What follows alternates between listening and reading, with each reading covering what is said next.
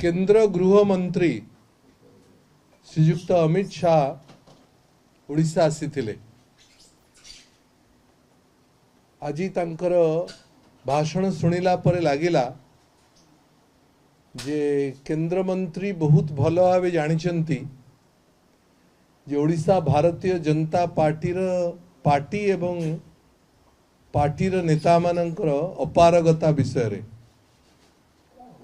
से माने एते अपारग जे साधारण लोकंकर विश्वास सी एपर्यंत जिणी पारि नाहंती।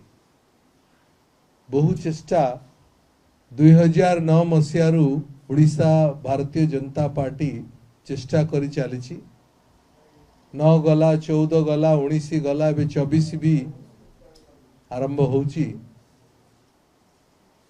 ओडिशा लोकंकर विश्वास भारतीय जनता पार्टी जीति पारि नाही, विशेषकर ओडिशा रो नेता मानकर बीजेपी रो।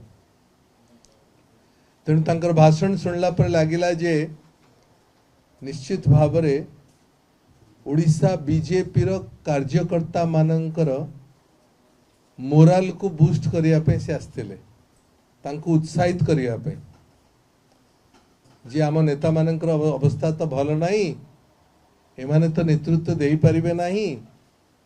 तेणु अंतत मु जाहे जाइकरी कर्मी मानक उत्साहित करा जाए, कारण से माने भल भाव जानिछंती जे भारतीय जनता पार्टी सांगठनिक स्थिति एवं निर्वाचन रे कौन फलाफल हवाकू जाउछि। विगत 24 वर्ष भितरे ओडिशार मुख्यमंत्री नवीन बाबू सारा भारत वर्ष रे गोटे विकास गोटे मॉडल भाव रे तैयारी हिछि। सीए स्वास्थ्य सुरक्षा हो, सीए रोजगार व्यवस्था हो, सेटा शिक्षा बा कृषक मानकर उत्थान कथा हो,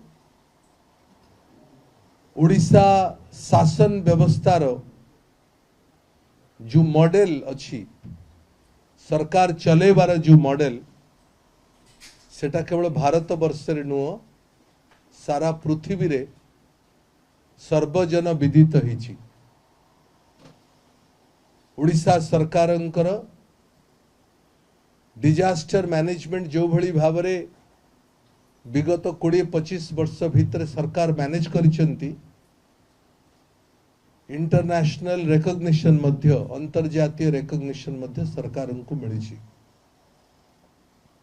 सबुठु बड़ कथा होची जे केंद्र सरकार विगत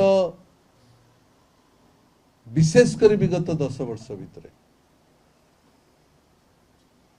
बहु बार ओडिशा सरकार को सम्मानित करिछि एवं सर्टिफिकेट मध्य देछि।